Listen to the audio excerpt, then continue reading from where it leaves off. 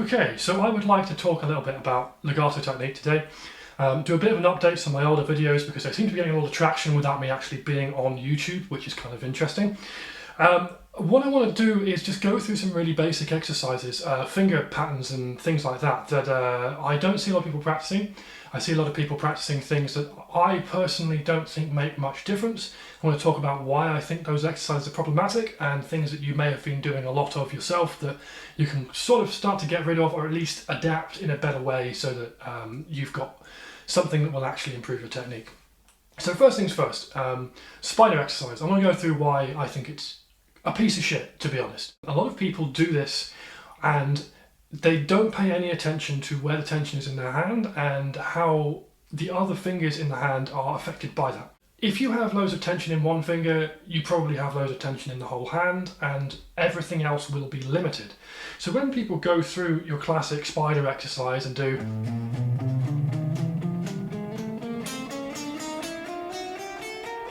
etc.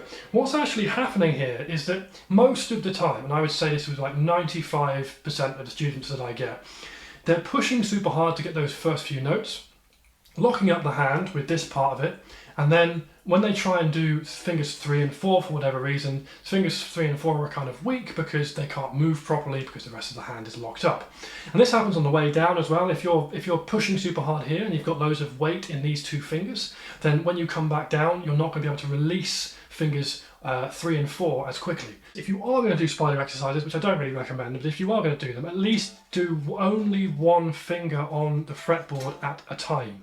That really helps you just get a little bit more independence under your fingers and also just stop you from cramping up certain fingers when you shouldn't be, that you're not using to play that note. So although you would never actually play like that, it's excessive to have only one finger at a time on the fretboard at all times. It's still useful to think like that when you're practicing because it will develop the independence. So some of the things that I practice instead of that are sort of similar, but they're a little bit more interesting in terms of how they affect your perception of tension. So I'll show you a really simple one. This is literally just a trill on one string. So for example, let's say I've got a problem with fingers 3 and 4. And I can't separate the two. Most people would do something like this. They might, if they're doing trills, they might go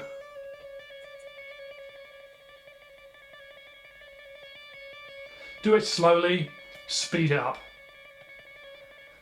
So somehow, do it to a metronome, do it to whatever, it doesn't really matter how you do it. The problem with that is that if there's too much tension in finger 3, when you put it on the fretboard and just hold this note down, finger 4 is not going to work. This works with any of these, by the way. So I'm doing 1, 4, 2, 4,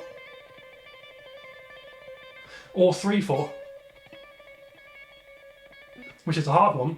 A lot of this all comes down to not how fast your little finger can move, it comes down to how much tension is there in the finger that is locked onto the fretboard to do that.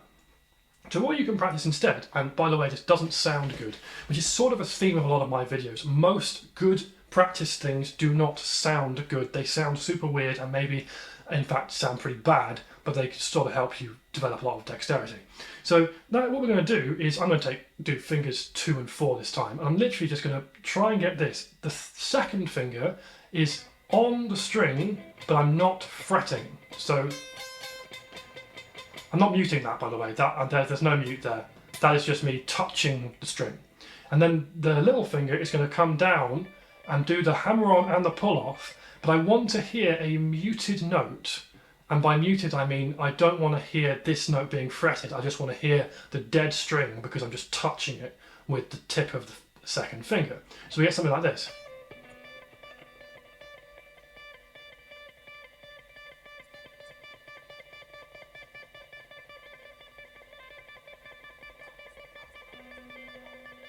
As you can hear there, sometimes you can hear the note, and most of the time though, you can't hear it because I'm not actually pressing down on that string.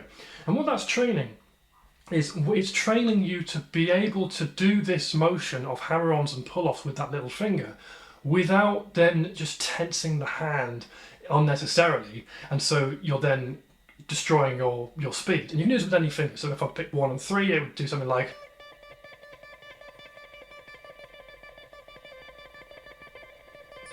The reason why this is so useful is that it's so much easier to put tension into things than it is to remove it.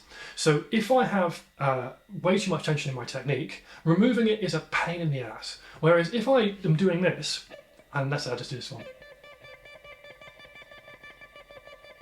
This is so close to the actual sound of getting this perfect, which is just to put that first finger very slightly more on the fretboard.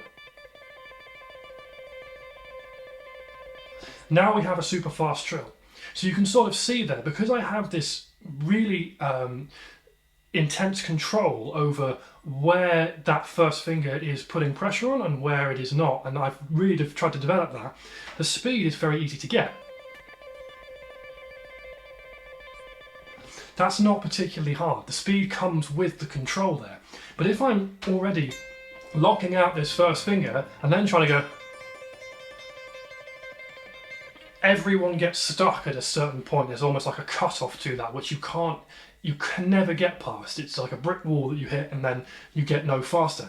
And that's nothing to do with how fast your, fast twitch muscle fibers are. It's all to do with your technique sucks, basically. And you've got too much tension between the fingers you're not using and the fingers you are using, and so they're being hamstrung by that.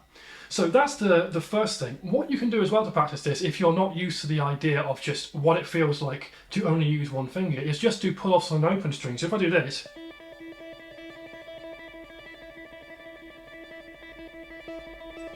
so that's just me doing a little finger pull-off on that top E string. If I now put my second finger on, it should feel pretty much the same.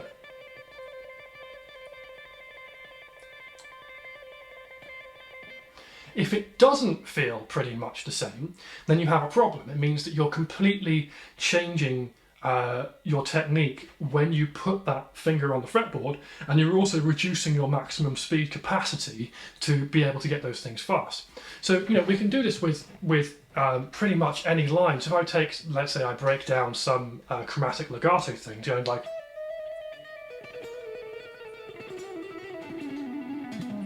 or whatever it is, doesn't really matter what it is, but let's say I take something like that. What I can do is I can practice it like this.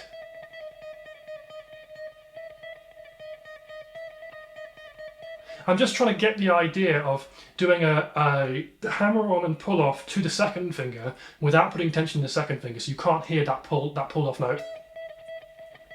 And then doing the same thing to the second to first. Doing the same thing on next string. Second next string. So there I can go a bit lighter because that string's not got as much tension in it. So it's so much easier then, like, to just put, when you actually want to play this stuff or whatever lines you've done, if you've practiced like that, you just put the slightest bit more tension in.